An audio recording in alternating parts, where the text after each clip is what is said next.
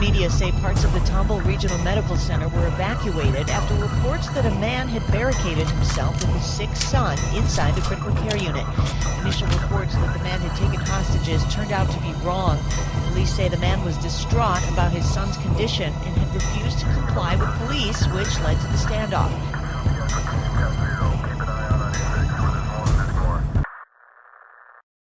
Welcome to Bulletproof Tales. In January 2015, George Pickering III suffered a catastrophic stroke. He was rushed to Tomball Regional Medical Center in Texas. He could not speak. He could not move. He could not breathe without machines. Doctors conducted neurological exams and scans. Their conclusion was grim. They believed the damage was irreversible.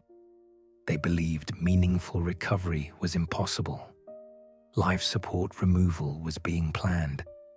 To the medical staff, this was protocol.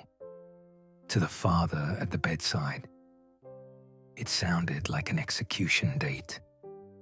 George Pickering II wasn't a physician, but he watched his son closely.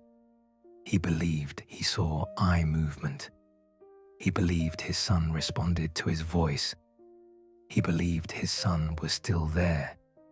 He argued with doctors. He begged for more time. The answer did not change. The machines were going to be turned off, and George Pickering believed that once that happened, his son would die. George left the hospital. Then he returned. Only this time, he was armed. He entered the ICU carrying a handgun. When a nurse attempted to intervene, George Pickering pulled the firearm and threatened her. No shots were fired. No one was physically injured. But the threat was real. The hospital went into lockdown. Patients sheltered in place. Police and SWAT teams surrounded the building. At one point, the gun was taken from him. George then claimed he had another weapon, prolonging the standoff. Negotiators spoke with him for hours. He made one demand: do not turn off the machines. Give his son more time. While police prepared for a forced resolution, doctors continued monitoring George Pickering III. During that period, they observed signs of responsiveness, purposeful movement, neurological activity that could not be ignored. The prognosis began to change. The son they believed could not recover was still alive. Knowing the machine could no longer be turned off, George Pickering surrendered peacefully. No one was harmed, but the law still applied.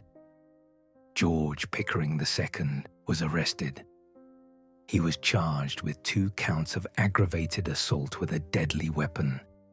The case moved through the courts. One charge was dismissed. The other was reduced. George Pickering spent months in jail, awaiting resolution.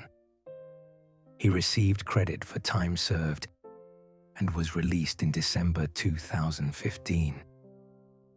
This was not a story without cost.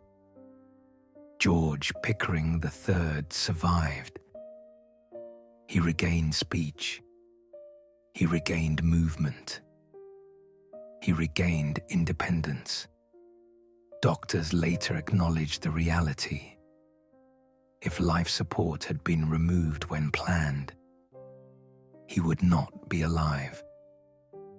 George Pickering II broke the law. He threatened hospital staff. He forced a police response. He spent months in jail. And if he hadn't, his son would be dead. So what do we do with a story like this? Do we condemn him? Do we understand him? Or do we accept the uncomfortable truth that sometimes the line between love and crime is drawn in a hospital room, with a clock ticking down? In Bulletproof Tales, we don't offer easy heroes. We offer the truth. And the truth is bulletproof.